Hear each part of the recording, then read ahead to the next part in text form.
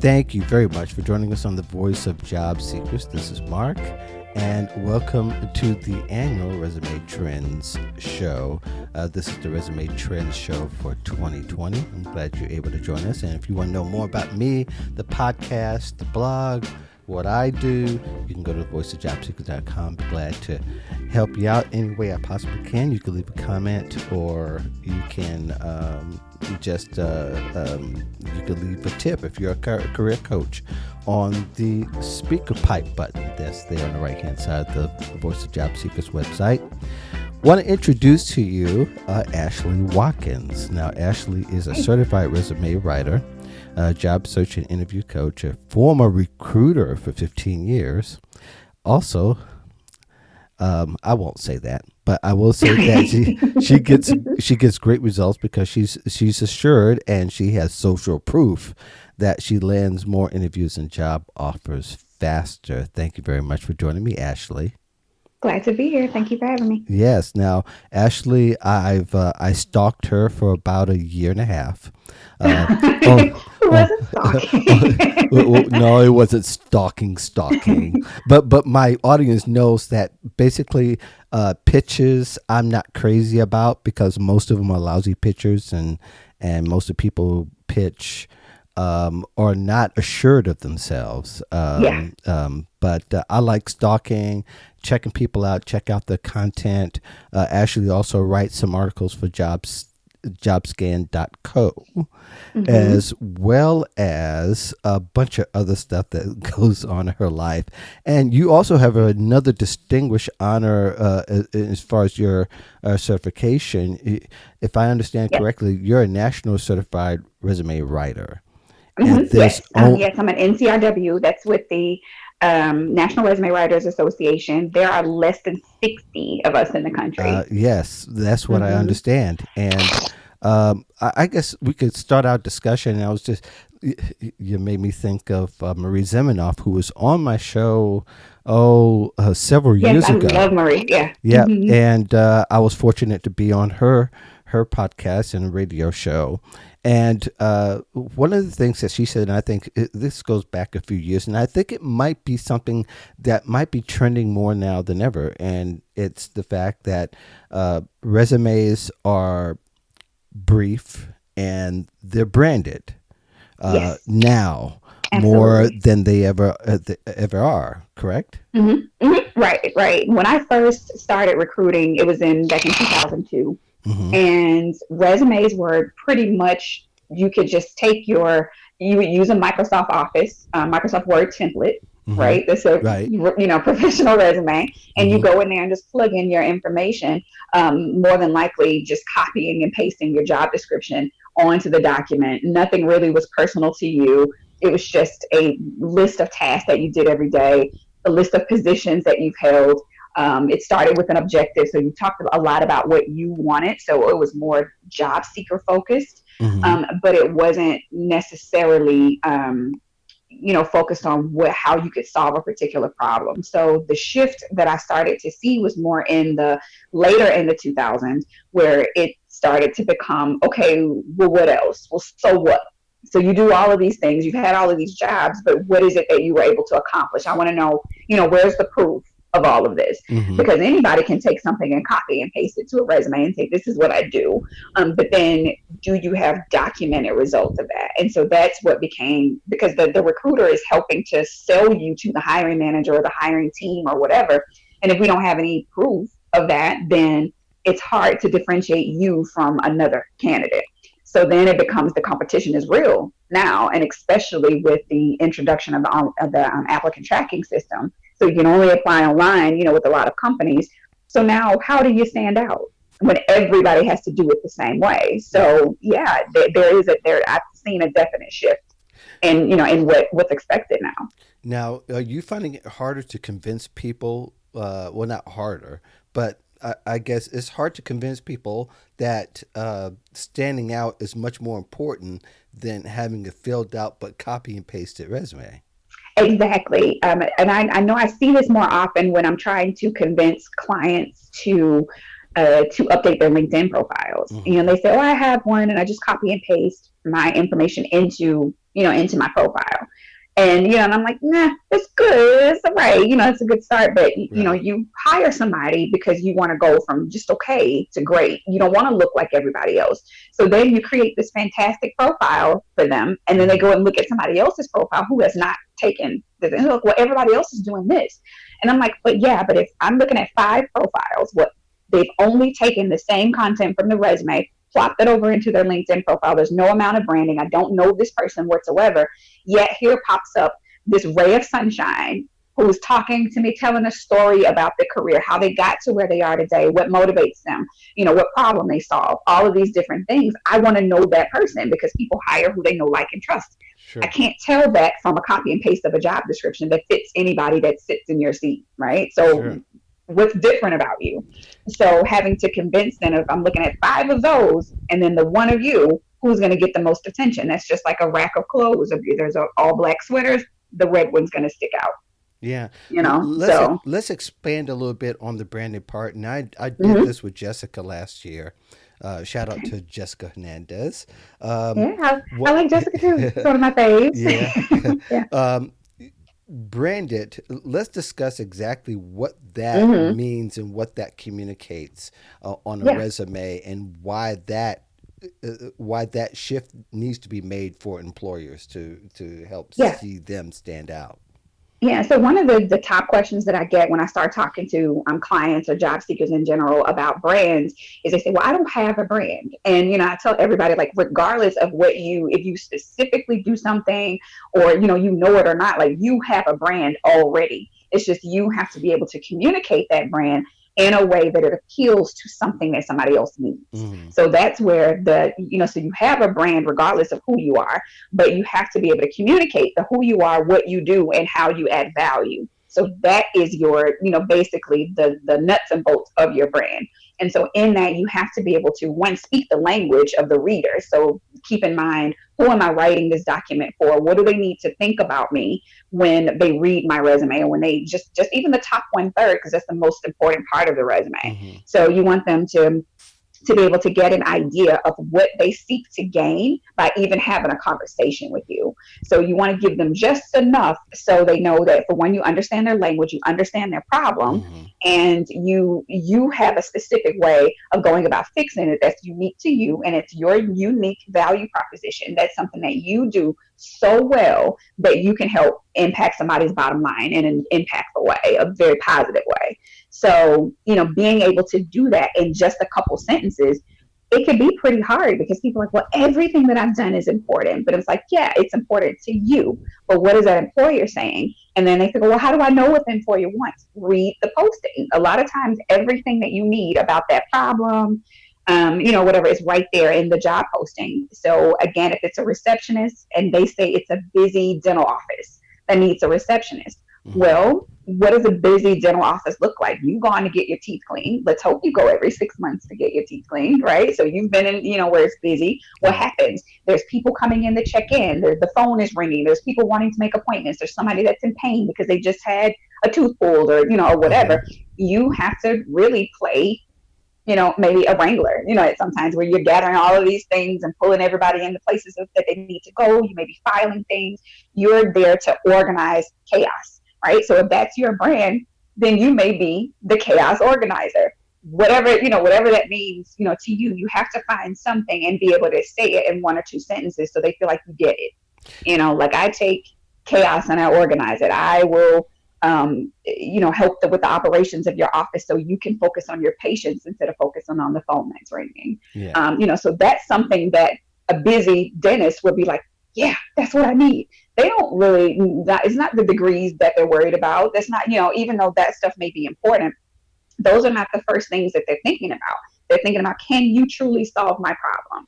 Because if Hmm. somebody tells me, if I got a leaky faucet, and my kitchen is flooding, I really don't care about your certifications at this point. Just tell me how you can fix this faucet before I end up with all this damage. You tell me that first.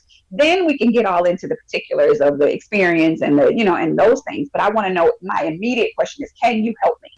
Do you Right. understand my problem enough to Hmm. help me? And so that's what you have to do. Just very quickly get that piece out. Yeah. And you mentioned something. You mentioned brevity. Brevity is really Mm-hmm. the super important aspect of being Mm-hmm. in presenting yourself in a resume, as well Yeah, as your LinkedIn profile. Really, anything that you're writing, there has to exactly. be this concise communication that people will appreciate. Because it really, Mm-hmm. if you, the more you say, you kind of talk yourself out of your brand. You know what I mean? Exactly. Yeah, yeah, The more jargon and the more you're trying to fill in space, instead of being confident in what you're offering right. that is really concrete, Mm-hmm. then you're talking yourself out of perhaps Right. a opportunity that you were looking for.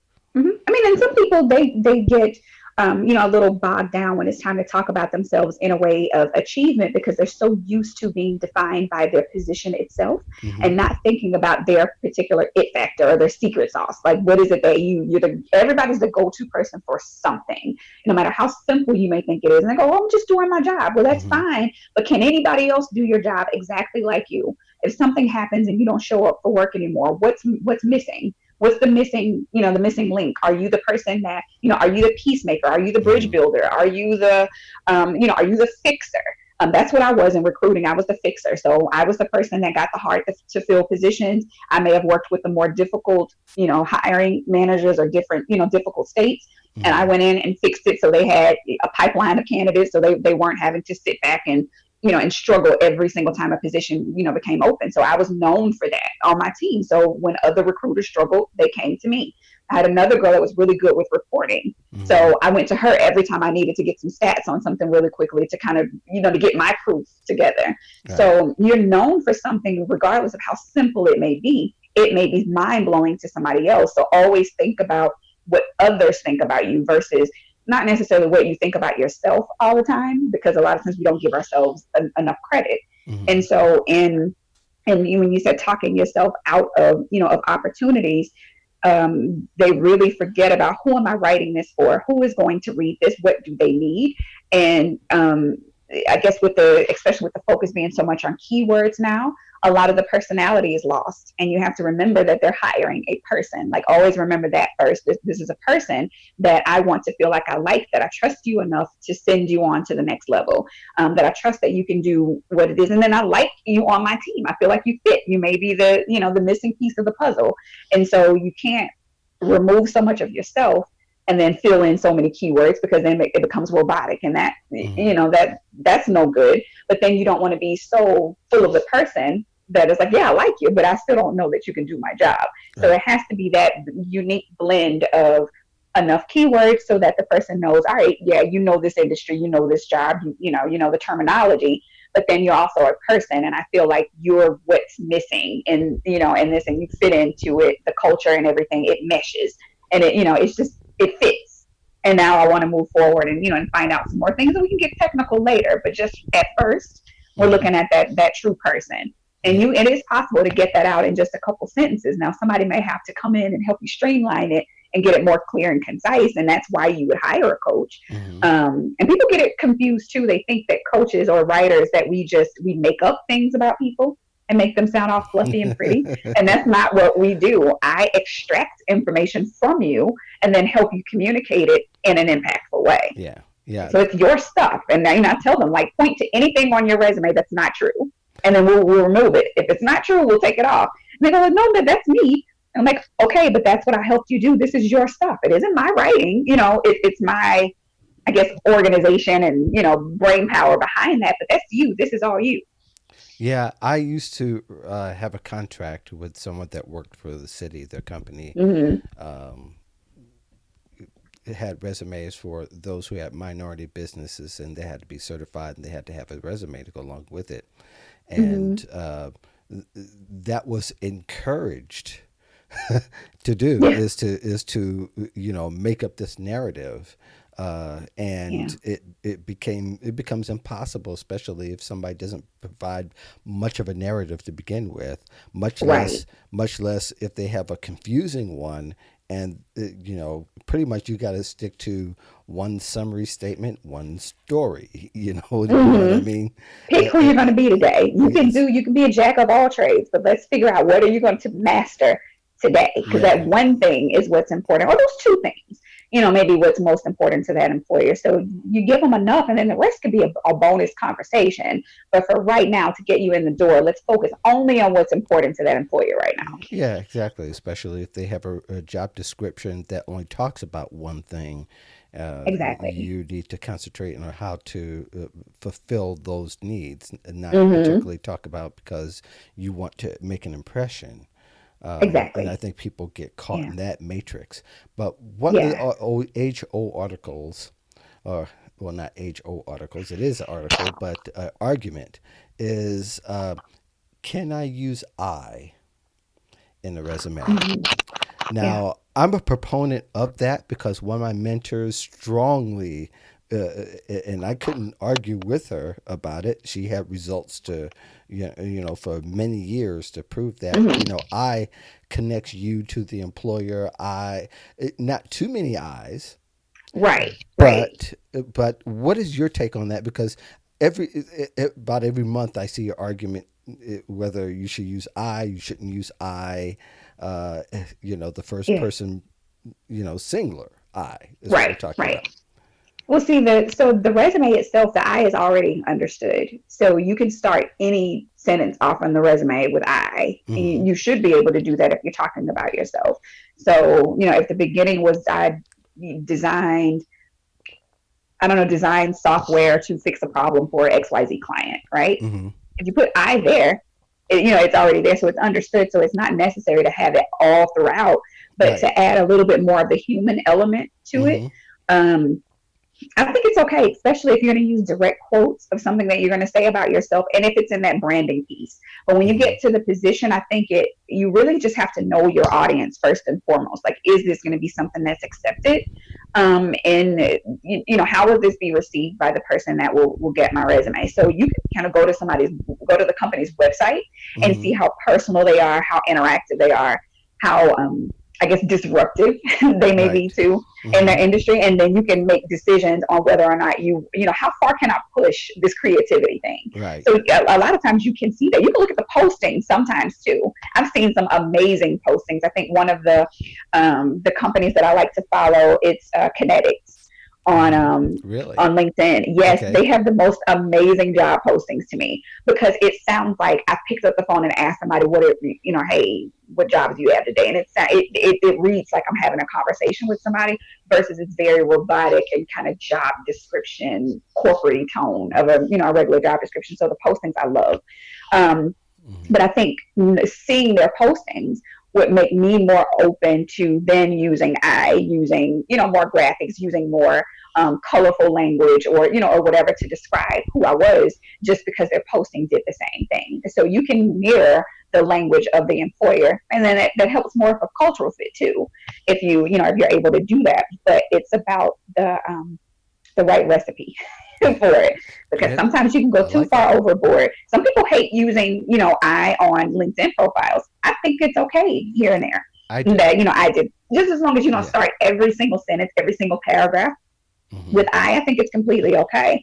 I just say, if somebody prefers to have a more conversational tone in their resume, I'm not completely over it, but it would take some adjustment on my end, just because I know it's not widely accepted. I mean, hell, there's some employers that at this point they haven't even gotten to the acceptance that there are more fonts other than Times New Roman. So you really do have to know, who your audience is and what they will accept Yeah. first before you do that. Yeah. I talked to a Bank of America executive once. I mean, one of their top executives, and in Mm-hmm. his resume he used I didn't write the resume, but Yeah, because I was connected the way I was. Yeah, I was throughout his resume. yeah, And he didn't. And the other smart thing is that he always had one ready to yeah, go, because absolutely. you just never know. And how many times we've said this is that you have to kind of be prepared for your job search as soon as you get that next job. Mm-hmm. You always have to be prepared. You always got to be ready Exactly. to swivel and be ready to move, Right. because you never know when that change Mm-hmm. is going to come, or when the change Because of nine season times is out going of to ten, come. if you wait, you're already behind. If you're Yes. waiting for, if you see a position posted and then you have to update your resume, you're already behind. Yes. So it should be, just like LinkedIn is a living document, it's documentation of your career as it happens. Your resume should be the same way. So as you're doing things week by week, month by month, however often you want to do it, you need to be tracking that success and just updating it. And then when you apply for the opportunity, all you're doing is streamlining it to fit. You're not then scrambling for numbers. You're not asking, can I have permission to access my personnel file so I can see, my performance evaluation, right? Because Right. that sends up a red flag that you may be looking for a job anyway. Exactly. So Right. you want to keep track of that stuff, along the way. And I would much rather help somebody scale back a 5-page resume because they've gotten so much success, right? Because they've just kind of plugged things on the resume versus me having to help somebody build from scratch who has no track record of Right. anything that they've done successful, and then we're kind of grasping for straws. So it's better to have more content and scale it back than not having enough and then trying to fill in the gaps. Yes, and Yeah. and you said that so well. Just so that we're winding down here, I know that your website, and again, Ashley Watkins, thank you for being on the Voice of Job Seekers. I appreciate it. Your website is rightstepresumes.com, correct? Yes, it is. Right. And Like you write something, WRITE. and something I don't think I mentioned at the beginning as well is that and this is an honor that's not just U.S. based; it's worldwide. Is that she's a LinkedIn top voice for careers and job Yes. search. Yes, for So 2019. So, so yep. you got one of the voices that you're going to see throughout the year on LinkedIn if you're Hmm. involved, just because she's a top voice. Yeah, So so follow me. So I post and interact, and I try my best to respond to every single comment that yes. somebody gets because it's about engaging, it's about getting to know people. I answer questions, and I also started to share my own personal story Mm-hmm. because I've been laid off before. Mm-hmm. Even as a recruiter, I still continue to apply for jobs, even though I'm not technically looking for a job, but Right. I'm still engrossed in that process because I want to be able to coach my clients and and tell stories from a place of I've been there and I know that this is happening. Mm-hmm. So I'll go through some of the same things that my clients will go through. Like I don't ask people to do anything that I wouldn't do myself or that I haven't done myself. So yeah, it's been a joy to be able to express things that we share our own unique stories and then let job seekers know like it's not just you. You're not the unicorn. Like we've all had some horror stories in our careers. Right, right. And thank you for such a robust conversation in these few minutes that we had Yeah, together. I'm Um, glad you invited me. and thank the rest of you all for listening to the show. Of course, Yep. if you want to know more information about the podcast, go to voiceofjobseekers.com and look forward to the next show. By the way, you should definitely go back into the archives and maybe even listen to some of the shows starting back with Jackie Barrett Poindexter from a few years ago as we talked about twin trends of, I think it was 2015 at that time. Here we are in Okay. 2020. We're still Yeah. talking about on podcasts. So Hmm. thank you so much for listening for the rest of you, and you all have a great day.